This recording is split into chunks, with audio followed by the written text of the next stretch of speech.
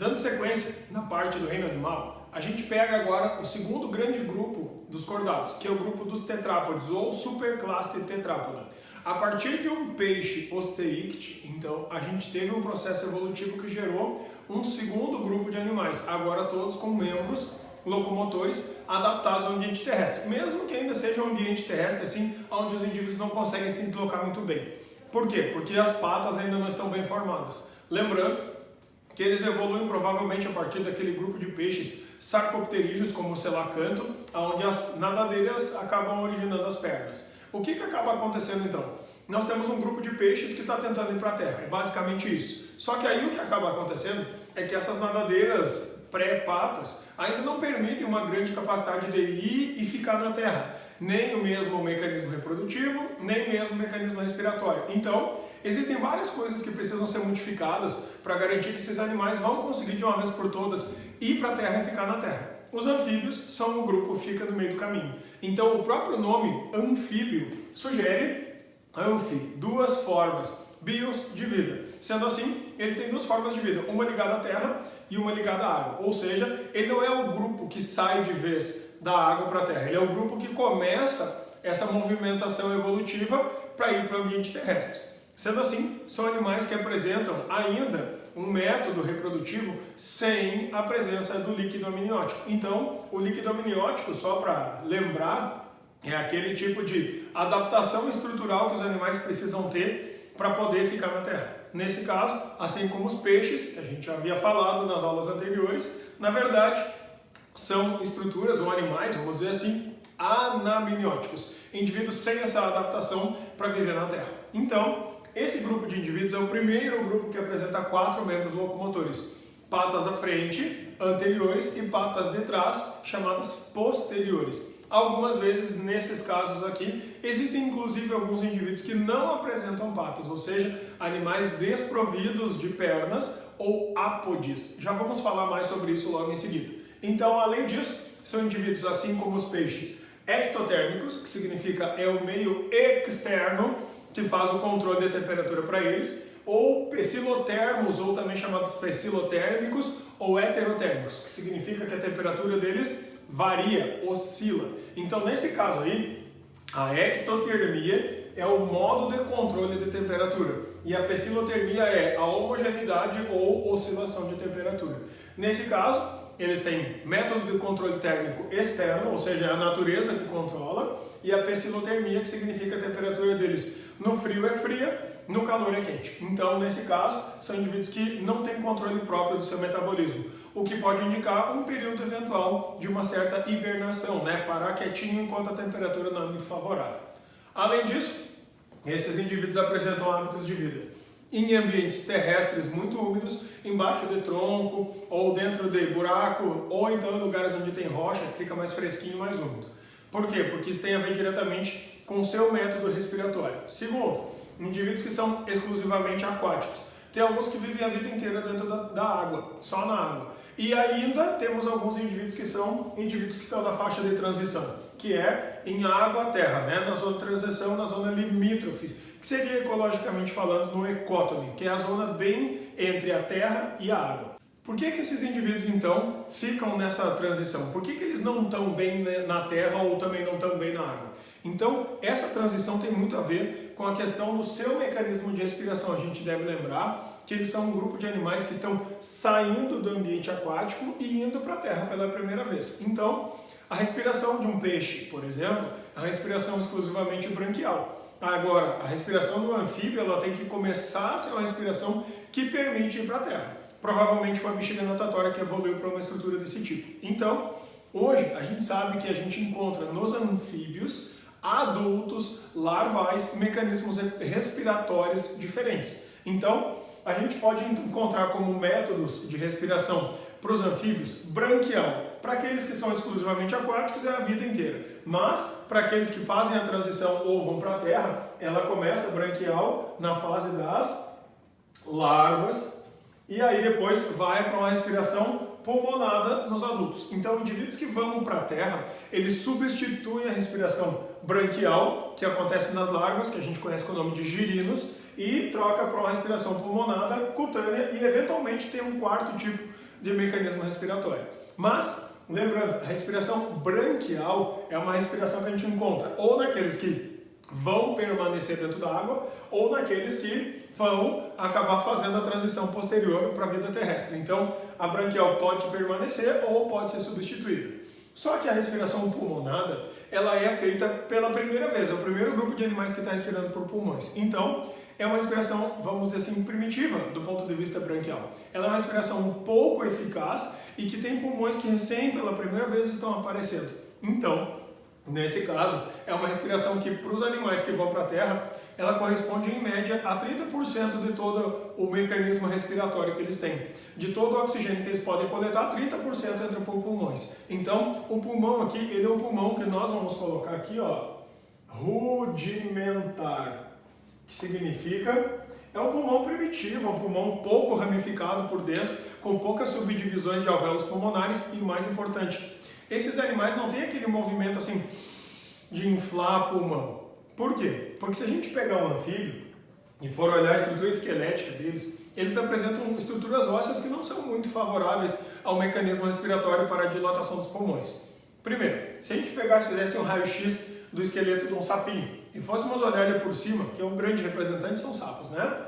A gente vai ver que é o seguinte, a cabeça e a parte do tórax, elas são grudadas. Não tem pescoço, então o sapo não pode fazer isso aqui para o lado. Se ele quer olhar para o lado, o que ele vai fazer? Ele vai fazer isso aqui, ó, inteiro, porque não tem essa liberdade de movimentação. Então, a cabeça e o tórax são todos grudados. Aí, para completar, o pulmão fica aqui no meio, ó, nesse pedaço.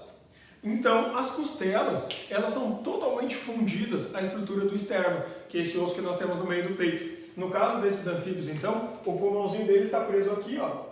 E aí, por cima de tudo isso aí, a gente vai ter toda a parte da cintura escapular, que são os ossos que compõem o nosso ombro, e mais a parte aqui inteira do tórax, toda ela fechada. Então, tem o externo, que vai ficar lá embaixo, tem a coluna que vai até o fundo, e esse pedaço todo aqui, ó, é grudado com a estrutura da cabeça e as costelas ficam assim. Não existe capacidade de abertura e dilatação, o que vai fazer com que aquele pulmão fique bastante preso, muito comprimido e com dificuldade de abertura. Por isso, a respiração pulmonada não é 100% eficaz, ela é meio ineficaz, ela é um pouco assim pobre em capacidade respiratória. Justamente por isso, existe um segundo mecanismo, um outro tipo de sistema auxiliar que garante uma respiração eficaz, que é a respiração cutânea, respiração pela pele. Todo e qualquer indivíduo que faça respiração cutânea, ele tem que ter algumas características peculiares para garantir esse mecanismo respiratório, que são uma pele bastante permeável, sempre muito úmida e altamente vascularizada. Então, aqui, ó, a gente vai ter vasos sanguíneos que passam rente à pele desse animal, em toda a pele dele, né, mas nas costas bastante assim, vasos sanguíneos que permitem essa troca gasosa com o meio. A mesma coisa acontecia lá no caso das minhocas, tem o mesmo tipo de sistema. Então, essa respiração cutânea está altamente ligada com o sistema circulatório para permitir essas trocas. Então, em geral, a pele é bastante lisa, ela é sempre lubrificada, sempre muito úmida, então, e com muita vascularização para poder fazer essa troca. Então, a respiração cutânea, ela chega a corresponder a 70% do mecanismo respiratório que esses animais podem ter. Então, nos indivíduos larvais, a gente vai ter respiração branquial, troca para uma respiração pulmonar que não funciona muito bem, e aí complementa com a respiração cutânea, que é aquela que troca mais gases. Para alguns casos, em alguns animais, como é o caso de alguns anfíbios, ele tem aquele papo grandão que incha assim. Quando acontece isso para esses animais, aqui ó, na porção da garganta, perto da boca, existe o primeiro órgão que nós temos, que é a faringe. A faringe, para esses animais, pode ser altamente vascularizada. Então, quando acontece isso, tem muito vasinho sanguíneo que passa aqui assim, ó, e aí aquele bicho ele infla o papo e pode trocar gases entre o papo e a parte da faringe, que é a parte da boca, né? Então, quando acontecer isso aí, para esse grupo de animais específico, a gente vai chamar isso de respiração gular ou gial. Também pode ser chamada de bucofaríngea. Então, vejam o seguinte, ó, nós vamos ter respiração por brânquias, por pulmões, pela pele e também entre a região de transição boca-faringe. Então, um anfíbio, um sapo adulto, por exemplo, ele pode ao longo da vida dele ter até 4 mecanismos respiratórios diferentes, sendo que o predominante, né, o estrutura, o órgão adaptado para isso aí é pulmão e a pele. Então, essa respiração bucofaríngea, ou também chamada bular-ogeal, ela é uma respiração mais, vamos dizer assim, auxiliar específica para determinados grupos. Além disso, a gente pode ver ainda dessa estrutura óssea desses anfíbios que eles apresentam patas traseiras mais desenvolvidas, patas dianteiras menos desenvolvidas. Então ele é um bom saltador, mas não é um bom caminhador. E ainda, esses indivíduos podem ter, no caso especial dos sapos, a parte de trás com membros com 5 dedos e a parte da frente, que são os membros menores, com 4 dedos. Aí eles vão ser diferenciados entre sapo, rã, perereca, mas isso a gente vai ver como é que funciona na parte de taxonomia desses animais.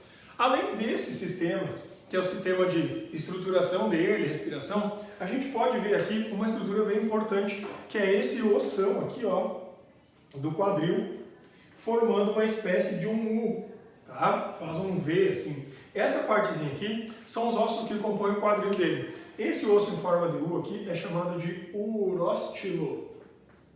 E ele é o responsável pelo salto dos sapos, por exemplo. O sapo, como ele tem uma perna da frente pequena e uma de trás grande, ele empurra com essas mãos para trás, engatilha um salto aqui, esse osso dá uma curvada e vum, solta ele para frente. Então, esse uróstilo auxilia nos saltos desses anfíbios dentro do ambiente terrestre. Então, eles têm uma perninha que vai ficar com o U aqui, ó, né? Nessa posição, empurrando ele, projetando ele para frente.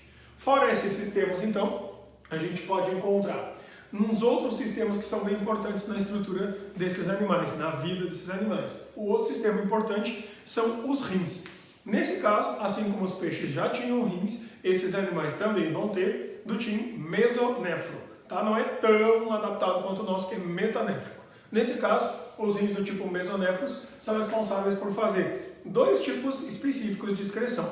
A primeira excreção, que é a excreção de amônia no estágio larval, ou para formas de vida que ficam sempre dentro da água. E em segundo, a ureia, que é liberada pelos adultos. Então, especialmente pelos adultos, tá? Então, os adultos, predominantemente, se te perguntarem, é a ureia que eles liberam. Então, esse estágio larval, ele repete as características que tinha lá nos peixes e na larva do peixe, né? Que é eliminar uma substância química que seja mais fácil de diluir dentro da água, que é a amônia. É a mais tóxica, mas dissolve mais fácil. Aí, esse monte de rins que leva, então, esse monte de excreções, vai acabar liberando dentro de uma bexiga urinária, e essa bexiga libera dentro de uma cloaca. Lembrando que cloaca é aquela anticâmara que recebe produtos que vêm do sistema excretor, do sistema digestório e também do sistema reprodutor. Aí, nós temos, logo em seguida, o sistema de digestão, o sistema digestório. O sistema digestório desses animais, eles têm uma peculiaridade. A língua desses animais é uma língua protrátil, grudenta, e que ela não está grudada no fundo da garganta, está na frente da boca. Então a língua dobra, pá, cola naquela comida e junta a comida e traz para dentro. Então a língua, na verdade, ela fica presa aqui, ó, na ponta da boca, aí ela é dobrada, cola no negócio e volta trazendo o alimento. Então, a partir disso aí, a gente vai encontrar no sistema digestório o esôfago, aí o estômago, os intestinos e sai dentro da cloaca. Então, a cloaca, ela é aquela câmara que vai ter saída do sistema digestório, saída do sistema renal, ou excretor, que fica nas costas, e ainda vai ter a saída do sistema reprodutor.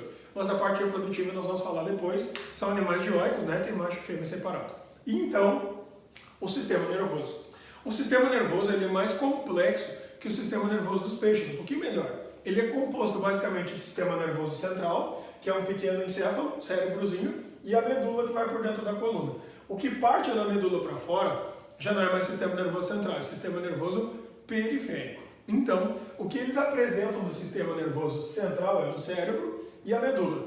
Do cérebro, da base do cérebro, saem nervos, assim, né, que são os que ramificam e formam a coluna. São 10 pares de nervos do crânio. Então, como se o crânio estivesse em cima e partisse, então, umas ramificações de neurônios que vão formar os nervos periféricos. Esses nervos periféricos, então, eles já vão fazer parte do sistema nervoso periférico. Então, na cabeça, a gente vai ter um mini cérebrozinho aqui assim, que vai partir 10 pares de nervos. Eles vão por dentro da coluna, formando a medula, e quando eles saem da medula, aí eles formam o sistema nervoso periférico. Então são 10 pares de nervos raquidianos, ou sistema nervoso periférico. Isso é o sistema nervoso deles. Eles apresentam olhos com boa capacidade de acuidade visual, que significa tem boa capacidade de ver as coisas. Eles ainda também apresentam do lado da cabeça, perto dos olhos, uma membrana timpânica. É como se fossem duas membranas fechadas que recebem o som. Não tem orelha externa, ouvido externo. É só essa membrana que empurra o som para dentro e aí dentro da cabeça o próprio cérebrozinho recebe esse sinal sonoro, identificando que tipo de ser vivo que é. Então eles utilizam inclusive o coacho e esses sons para fazer sons bem pontuais para identificação de acasalamento, né? Normalmente aquele coacho significa que eles estão combinando relação sexual. E então entramos no último sistema, assim, desses sistemas mais convencionais, que é bem importante. Esse é muito cobrado dentro dos critérios evolutivos dos animais cordados, que é o sistema circulatório. A gente deve lembrar que nos peixes o sistema circulatório ele era bicavitário. Agora o sistema circulatório passa a ser tricavitário, um sistema com 3 cavidades. A circulação continua sendo uma circulação fechada, ou seja, só dentro daquele circuito coração-vasos sanguíneos. E então o coração ganhou uma câmara a mais. Qual foi a câmara que cresceu? Um átrio. Então agora nós vamos ter um sistema circulatório fechado com 3 cavidades, portanto tricavitário. Só que como a gente tem 3 cavidades, a gente vai ter que cuidar do seguinte. Vejam que nós temos um coração aqui que tem átrio e um ventrículo. Então, a gente deve pensar o seguinte, nós estamos vendo o coração de frente para nós. Então, o lado direito fica para cá, lado esquerdo fica para lá, sempre. Todos os corações que apresentam mais de 2 cavidades, a gente deve tomar esse cuidado, direito e esquerdo. Então, nesse caso aqui, do lado direito, vem vindo sangue que vem diretamente do corpo. Portanto, é um sangue que já gastou o oxigênio e vem trazendo basicamente CO2. Então, esse sangue que está entrando pelo átrio direito é um sangue do tipo venoso. Aí, enche o átrio empurra para dentro do ventrículo o sangue venoso. Só que aí vem do outro lado o sangue diretamente do pulmão. E o pulmão é aquele órgão que acabou de fazer as trocas gasosas. Aquele órgão que acabou de fazer a hematose, substituir o CO2 pelo O2. Então, o sanguinho que está chegando do pulmão é um sangue rico em O2. Portanto, é um sangue do tipo arterial. Enche o átrio esquerdo e o átrio esquerdo bombeia para dentro do ventrículo. O que está acontecendo? Está entrando CO2 por um lado, O2 pelo outro. O que acontece no ventrículo? Mistura. Então, como a gente tem 2 vezes sangue entrando, um vindo do pulmão, outro vindo do corpo, o que acaba acontecendo é que passam 2 tipos de sangue aqui dentro. Circula 2 vezes o sangue por aqui. Por isso a circulação é chamada dupla.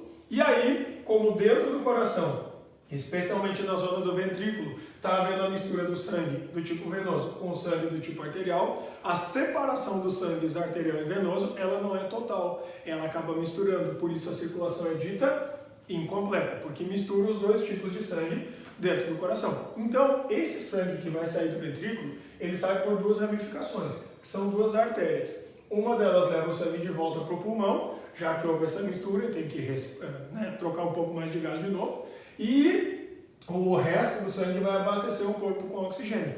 Então, esses 2 vasos aqui vão ou reabastecer ou abastecer o organismo. Sendo assim, o que acaba acontecendo é que dentro do ventrículo a gente tem uma falha, tem uma mistura.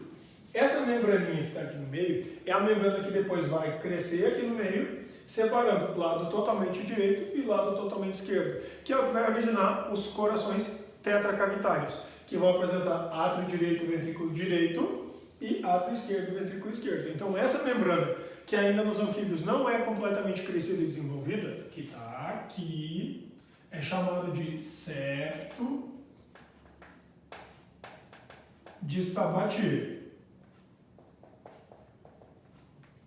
Esse septo de Sabatier é justamente o que depois vai crescer, dividindo os vasos e transformando o coração tricavitário em tetracavitário. Portanto, nesse caso dos anfíbios aqui, essa falha no coração vai fazer com que aquele serviço todo que o pulmão fez para trocar gases seja desperdiçado, perdido, em parte pela falha que tem no coração. Esses são os motivos pelos quais também os anfíbios não têm capacidade de gerar calor para manter a temperatura corporal constante. fazendo com que, então, esse sistema fechado, tricavitário, duplo incompleto, faça ele ter uma certa perda na quantidade energética em função das alterações metabólicas do seu sistema circulatório. E isso é uma das coisas que define essas características como ectotermia para esses animais dos anfíbios. Então vamos falar um pouquinho agora de quem são esses indivíduos, ou seja, como eles estão subdivididos e, em especial, quando a gente for ver como é que se reproduzem esses indivíduos, a gente vai ver quais são as diferenças principais de cada grupo.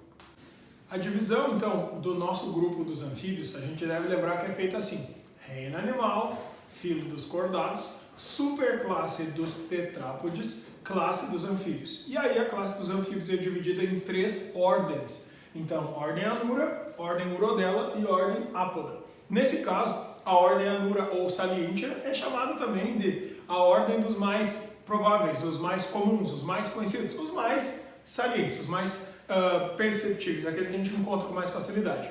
São representados por 3 grandes exemplares, que são os sapos, as rãs e as pererecas. Embora para todo mundo, de maneira geral, pareça toda a mesma coisa, na verdade eles são diferentes, são bem diferentes. A primeira coisa, sapo é um animal terrestre, então normalmente ele é mais gordinho, ele é maior, ele apresenta dedos separados, sem membranas no meio dos dedos, e ele é um animal terrestre, então ele está embaixo de pedra, embaixo de tronco de árvore que está meio podre, aonde tem folhagens e tal, em lugares bem úmidos, mas sempre na terra. Segundo, esse sapo, ele pode ser um indivíduo que apresenta a pele mais enrugadinha. Dos 3 grupos, é o único que tem a glândula mais enrugada na pele, assim, fazendo com que a pele fique toda ela irregular. São glândulas de veneno. Nesse caso, glândulas ao lado da cabeça podem ser chamadas de glândulas paratoides. São glândulas que vão esguichar veneno caso ele seja abocanhado por um animal. Então o sapo não mija veneno longe, por exemplo, como popularmente se diz. Ele realmente libera quando ele é mordido por algum outro animal. Então é necessário que o veneno dessas glândulas entre em contato com as mucosas da boca do animal que está abocanhando para realmente fazer algum tipo de diferença.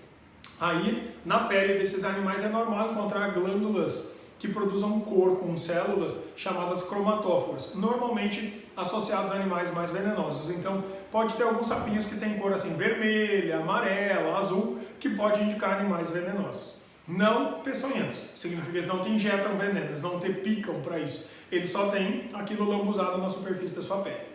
O segundo grupo, que são então as rãs, são animais aquáticos. Então esses têm membrana no meio dos dedos para poder nadar. Normalmente são mais magrelos um pouco, assim, E não são animais que ficam na terra. Eles ficam na beira do rio, na beira do açude, na beira da terra e da água, assim, mas nunca dentro da terra, sempre. Eles só ficam na margem e eles predominantemente estão dentro da água. Então, são animais um pouco mais magros, normalmente a pele é bastante lisa. E ainda podem ser animais relativamente grandes. E aí o terceiro grupo, que são as pererecas, que apresentam hábito de vida arborícola, que significa não está no chão, não está dentro d'água, está trepado em árvore. Essas são aquelas que tu encontra no banheiro, é perereca. O que elas têm? Tem dedos sem membrana, mas com uma espécie de uma ventosa para poder agarrar nas paredes. Então ela tem que ser o bicho mais magrinho de todos para poder ficar pendurado na parede. Então são animais normalmente pequenos e com os dedos tudo separado, ainda com uma ventosa de fixação nos dedos. Esses animais também podem apresentar a pele lubrificada por causa da respiração e também podem eventualmente ter espalhado na sua pele, normalmente glândulas de veneno, mas em geral quando acontece isso, são animais que apresentam cores vibrantes, um azul cheguei, assim, um amarelão, ou então um vermelho, laranja, que identifica que esses animais podem ser animais venenosos. Além dessas características, uma coisa bem importante para esses animais é o mecanismo reprodutivo. O mecanismo reprodutivo dos anuros é tido como um mecanismo reprodutivo de todos os anfíbios, embora ele não seja exclusivo para todos eles, mas a maioria deles é anuro, então a gente usa ele como referência. A reprodução deles é por fecundação cruzada e externa, significa que eles esguicham os gametas dentro da água, e aí a gente vai ter desenvolvimento indireto com a formação de uma larvinha famosíssima chamada girino. Significa que a fêmea ela não sofre a fecundação dentro dela. Então são animais ovulíparos, porque elas botam óvulos dentro da água e não ovo. Então, sendo assim, o que acaba acontecendo é que o mecanismo acontece quando eles começam aquele ritual de acasalamento com o coacho.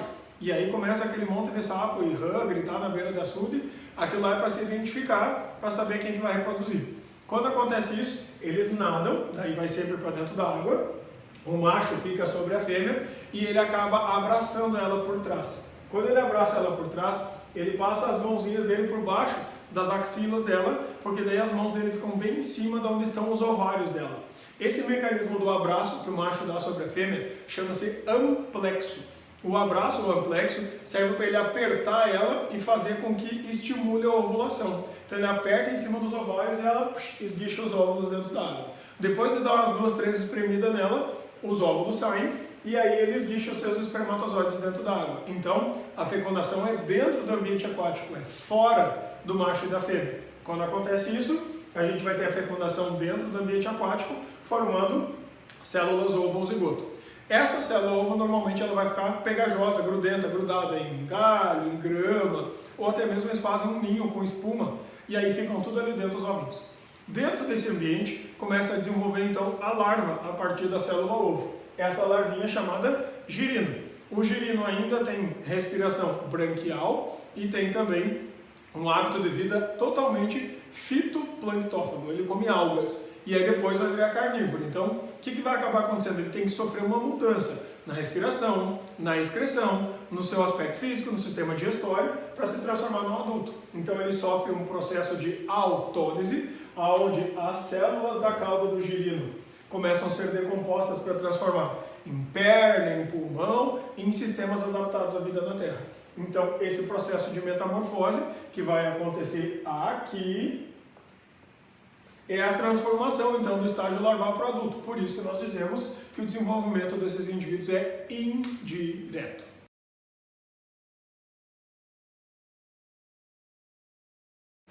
O segundo grupo, então, ou segunda ordem, é a ordem Urodela ou Caudata, indivíduos com cauda. Nesse caso, representados predominantemente pelas salamandras. As salamandras elas têm um estágio larval também chamado de axolote, que está aqui.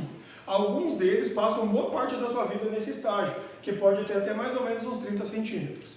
Esses indivíduos, diferente dos sapos, por exemplo, apresentam patas de tamanhos mais ou menos iguais. Esse axolote é um bichinho que vive praticamente no hemisfério norte. Nós não temos quase salamandras no hemisfério sul. Na Amazônia tem uma, mas é uma exceção. Então, são animais de clima mais frio, como na Noruega, por exemplo, na Finlândia e tal. E esses animais apresentam, então, perninhas assim para se deslocar no fundo do açude, no fundo do rio. Apresentam um corpo completamente albino, sem pigmentação, e brânquias externas, parecem uns chifrinhos assim vermelhinho, que é o sangue que circula ali. Esses animais, quando as condições ambientais variam de uma hora para outra, eles entendem que tem risco de morrer, eles podem acabar reproduzindo ainda no estágio larval, chamado esse processo de reprodução de neotenia, que é quando a gente vai ter, então, um processo reprodutivo para indivíduos em fase de larva. Quando acontece das condições voltarem ao normal, eles ficam adultos e vão reproduzir como adultos. Nesse caso, os adultos acabam fazendo fecundação cruzada interna. Significa que existe uma cloaca, que é assim, que pode coletar os espermatozoides. Não tem aparelho reprodutor de cópula ainda, mas pode ter a coleta do gameta e fazer então a fecundação interna com o desenvolvimento da larvinha daí. Nesse caso, os grandes representantes que nós temos dos urodelos vão ser as salamandras, que normalmente tem uma coloração mais parda, assim, mais escura, mais amarronzada, e o tritão. O tritão aí já pode ter coloração mais visível, assim, indicando que pode eventualmente ser um animal também perigoso, assim, venenoso no caso, né, por causa das glândulas de veneno na sua pele. O último grupo, então, a última ordem dos anfíbios é a ordem Apoda ou Gymnophiona, que significa indivíduos que acabaram não tendo as pernas. Por quê? Provavelmente porque eles foram viver na beira da terra e viver dentro de galerias do solo é muito melhor, porque daí sem perninhas eles deslizam melhor, que nem minhoca. Então ele é praticamente uma minhoca grande, tá? Chamados de cecílias ou cobras cegas. Nesse caso aqui, é um bichinho que, embora seja chamado de cobra cega, ele tem olhos que ficam meio disfarçados, porque tem uma membrana por cima, assim, o que torna às vezes difícil de ver. Normalmente eles vivem em galerias no solo, embaixo de floresta ou de jardins, onde tem muita matéria em decomposição. Eles comem basicamente lesma, caramujo, minhoca, né? Bichinhos que estão no solo, no subsolo. Em geral, quando a gente vai ter uma obra, né, uma construção de uma casa, e que os pedreiros começam a cavar um buraco lá no chão para fazer a casa, é muito comum encontrar animais desse tipo, porque normalmente elas vivem nessas galerias aí comendo bichinho, e quando os caras cavam, acabam encontrando esses animais. Se parece bastante com a cobra pelo comprimento, a cobra pequena, mas normalmente tem a coloração que vai desde o acinzentado até mesmo o prateado assim, e a pele sempre bastante lambuzada e lubrificada por conta da respiração que é cutânea, né? Esses indivíduos então apresentam uma reprodução com fecundação cruzada interna, agora porque eles vivem na terra e não mais dentro da água, e ainda com desenvolvimento que pode ser direto. Significa que algumas vezes eles fazem um ovinho e a mãe guarda consigo dentro da cloaca até que desenvolva um pouco, depois acaba liberando para o solo, e do solo diretamente vai nascer um filhote. Mas, lembrando, são animais que ainda dependem da água, então não dá para abandonar 100% o ambiente úmido. Então é sempre dentro da terra, mas em lugares bastante úmidos. Então, o que acaba acontecendo é que esse grupo é o último grupo que realmente ainda depende da água para reproduzir, os anfíbios. No momento que a gente começa a ter uma aquisição evolutiva que permita sair de uma vez do ambiente aquático e ir para a terra, aí nós temos o domínio do ambiente terrestre. Isso vai acontecer no próximo grupo, que é o grupo dos répteis, que fica para a próxima aula.